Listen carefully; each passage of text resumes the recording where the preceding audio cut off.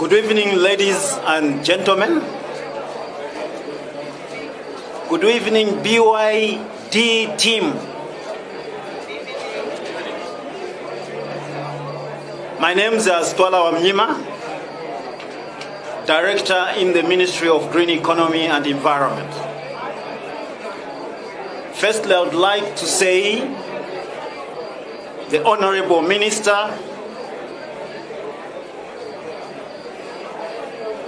would have loved to be here with you this evening. But due to other government functionaries, he requested for the time out.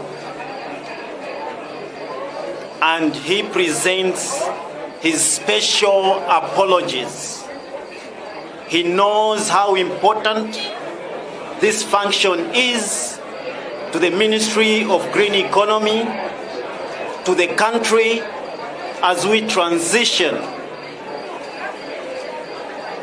into the green space. Allow me at this time to deliver the speech that our Honorable Minister would have loved to deliver today.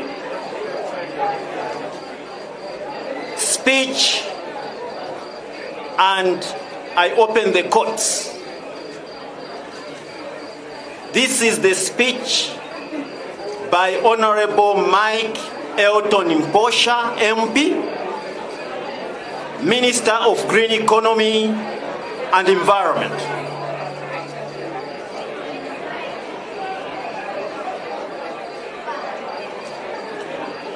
May I recognize the presence of Ms. Angelica Wheeler Anderson, Managing Director, Pilatus Electric Mobility Zambia Limited. I recognize Mr. Tew Yob Anderson, Executive Director, Pilatus Electric Mobility Zambia Limited.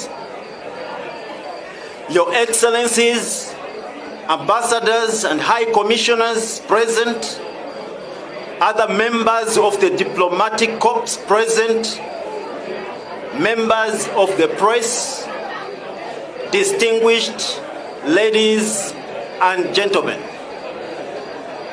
It gives me great pleasure to join you all at the launch of the Build Your Dream BYD electric vehicle dealership in Zambia. The launch of this electric car dealership forms an integral part of our wider aspirations of transitioning Zambia to a climate resilient and inclusive green economy. You may wish to note that this is the future of auto industry as the world is moving away from fossil fuels, propelled motor vehicles to electric vehicles, and as a country, we cannot afford to remain behind. Your Excellencies, distinguished ladies and gentlemen, the New Dawn government has placed a premium on transitioning Zambia to a green economy and is walking the talk by creating an enabling environment for participation of all stakeholders in the transition. In this vein, we mainstreamed green growth and climate change in the 8th National Development Plan, which is running from 2022 to 2026. The ministry has also developed various strategic documents on greening the economy, including the revised and updated nationally determined contribution to the Paris Agreement, the National Adaptation Plan, and the National Green Growth Strategy. Additionally, to continue promoting the usage of clean energy as well as supporting the green economy, in the 2024 national budget, government removed custom duty on electric motorcycles, electric vehicles, electric buses, electric trucks, and attendant accessories such as charging systems. Your Excellencies, distinguished ladies and gentlemen, allow me to zero in on why this electric vehicle fits into government's aspirations of transitioning Zambia to a greener economy. Firstly, electric vehicles produce considerably low greenhouse gas emissions over their lifetime than conventional internal combustion engine vehicles. This entails that the increased use of electric vehicles will lead to reduction of Zambia's greenhouse gas emissions and contribute to attainment of our emission reduction ambition articulated in our nationally determined contribution to the Paris Accord. Secondly, we are all aware that 99.9% of vehicles on our roads in Zambia use fossil-based fuels. As it stands, every increase in the price of oil on the international market results in the rise of fuel usage and consequently transportation costs in the country, which pass through to the rest of the economy through increased price of goods and services. Thus, increased purchase and use of electric vehicles in Zambia will lead to reduction of our oil import bill and contribute to the stabilization of our exchange rates. Thirdly, increased numbers and use of electric vehicles will lead to the development of value chains and a whole industry around electric vehicles in the country, and the creation of thousands of well-paying jobs. This will contribute to reduction of poverty and vulnerability, as well as inequalities, in line with the improved inclusivity pillars of our national green growth strategy. Your Excellencies, distinguished ladies and gentlemen, a key part of the electric vehicle, to state the obvious, is the battery.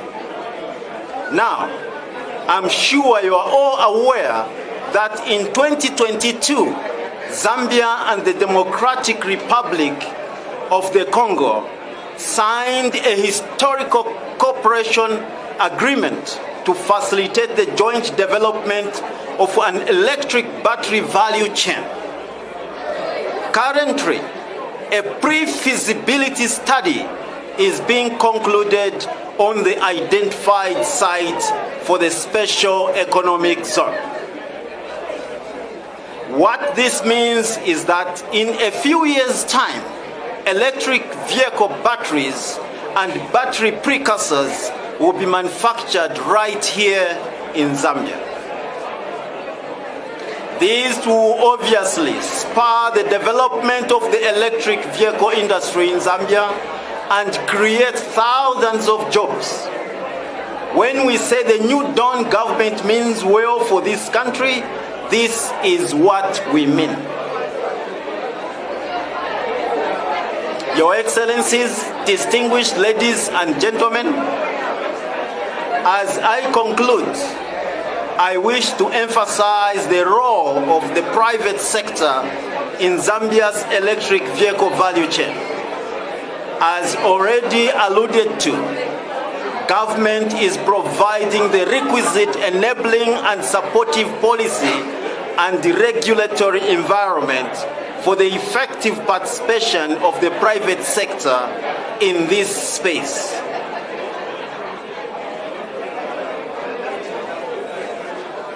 Therefore, the onus is now on the private sector to rise to the occasion and actively drive the electric vehicle agenda.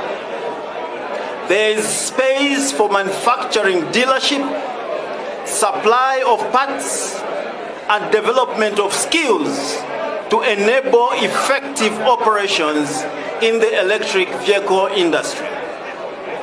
To financial institutions, I urge you to design financial products to ease access to financing for corporate organizations and individuals for the purchase of electric vehicles. This would contribute to accelerating the uptake in the utilization of electric vehicles in this country.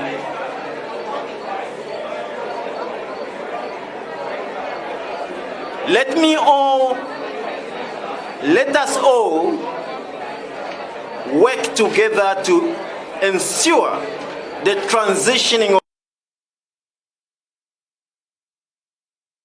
and inclusive green economy. With these few remarks, I am now pleased to officially launch the BYD electric vehicles dealership showroom and the 3 vehicles, namely the BYD Auto 3, BYD Dolphin, and the BYD Seal, as well as the 60 kilowatt DC fast charger here at Foxdale Court. I thank you for your kind attention.